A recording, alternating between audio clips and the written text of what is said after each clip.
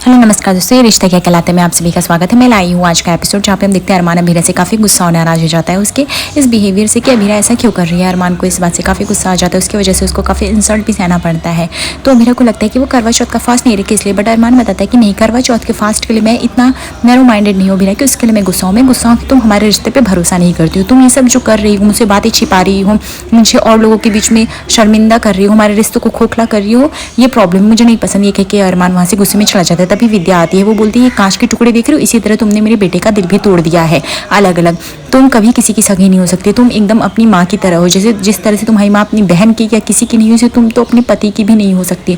तुम तो अरमान की सगी नहीं हो और सबका तो छोड़ ही दो और अपनी माँ पे ही गई हो। अभीरा सब सुनने के बाद बोलती है आपको जो बोलना है मुझे बोलिए, माँ को मत बोलिए। तो विद्या बोलती है माँ के बारे में सुन के बहुत बुरा लग रहा है।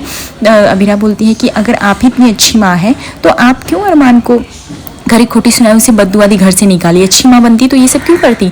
यह जब जैसे कहती विद्या वहाँ चली जाती है, यहाँ पे अभीरा को चक्कर आने लगता है, वो किसी तरह चेयर को पकड़ी वहाँ समझ जाती है। दूसरी तरफ हम देखते हैं कि चारू यहाँ पे घर में आ ही रही होती है कि उसको मैसेज आता है उसके होने वाले पति का। यहाँ पे रात काफ़ी हो चुकी है, यहाँ पे चारू को मैसेज आता है कि क्या हम सगाई के बाद सगाई से पहले मैं तुमसे मिलना चाहता हूँ, क्या हम मिल सकते हैं। चारू मैसेज में लिखती है हाँ। तभी यहाँ पे कियारा और आर्यन की एंट्री होती है। वो लोग बोलते हैं कि तुम कहाँ गई थी, इतनी देर तक कहाँ लापता थी। तो चारू बोलती मैं तुमसे बड़ी हूँ, मैं तुम लोग को ये बताना जरूरी नहीं समझती हूँ।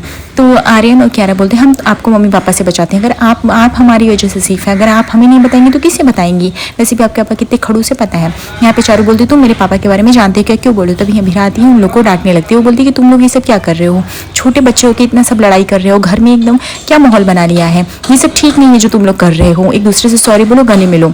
तो यहाँ पे जो होते हैं ये लोग गले मिलते हैं, दूसरे को सॉरी बोलते हैं और बात खत्म करते हैं। यहाँ पे अभीरा जो थी अरमान को फोन ट्राई करती तो अभी उसको रिंग सुनाई देती है। यहाँ पे अरमान जो था वो कार में सोया रहता है। यहाँ पे अभीरा अरमान के पास जाती है, बट जैसे ही वो अरमान के पास जाने ही वाली होती है कि अरमान जो होता है देख लेता है अभीरा आ रही है, वो गेट को लॉक कर देते हैं। यहाँ पे अभीरा बहुत गेट को नॉक करने की कोशिश करती है, बट अरमान एक भी ना करके खोलता ही नहीं है।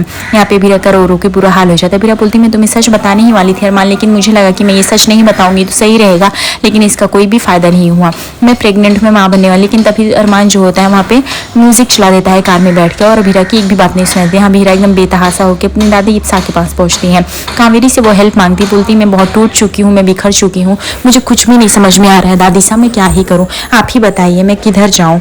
आप अरमान को समझाइए ना, मैं प्रेग्नेंट हूँ दादी साहब, मैं कॉम्प्लिकेशंस की वजह से मैंने उसे कभी कुछ नहीं बताया, लेकिन आप कहेंगे तो वो जरूर आपकी बात मान जाएगा। दादी साहब कुछ करिए। दादी साहब बोलती हाँ मैं अभी क्या करूँगी, जरूर तुम्हारी मदद, तुम इसके लिए बेफिक्र रहो। तभी वहाँ पर रूही आ जाती, बोलती तुम यहाँ पे इतनी रात को क्या कर रही हो, तुम दादी साहब को थोड़ा रेस्ट भी नहीं करने दे सकती हूँ। वो बोलती नहीं नहीं ऐसा कुछ नहीं, बोलती हमेशा की तरह झूठ। तभी अभी जा रही थी कि उसको चक्कर आने लगता है, किसी तरह रूही संभाल लेती, बोलती तुम्हें चक्कर क्यों आ रहा है, तुम तो फास्ट में नहीं थी क्या, वो सब ठीक है। तो अभीरा बोलती तुम मेरी इतनी चिंता क्यों कर रही हो, बहन हो इसलिए। तो रूही बोलती ऐसा कुछ नहीं है, मैं बस पूछ रही थी।